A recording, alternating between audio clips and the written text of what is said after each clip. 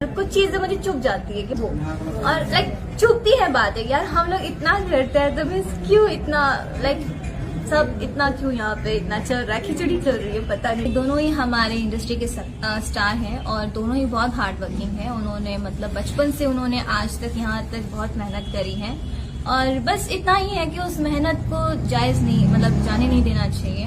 और मतलब जो मेहनत की है तो उसका फल मिले, बस मैं यही चाहूँ। कुछ चीजें मुझे चुभ जाती है कि वो और चुभती है बातें यार। हम लोग इतना लड़ते हैं तो मीन्स क्यों इतना सब इतना क्यों यहाँ पे इतना चल रहा है, खिचड़ी चल रही है, पता नहीं। कुछ चीजें मुझे चुभ जाती है कि वो और चुभती है बातें यार। हम लोग इतना लड़ते हैं तो मीन्स क्यों इतना सब इतना क्यों यहाँ पे इतना चल रहा है, खिचड़ी चल रही है, पता नहीं। दोनों ही हमारे इंडस्ट्री के स्टार हैं और दोनों ही बहुत हार्ड वर्किंग हैं। उन्होंने मतलब बचपन से उन्होंने आज तक यहाँ तक बहुत मेहनत करी है और बस इतना ही है कि उस मेहनत को जायज नहीं जाने नहीं देना चाहिए।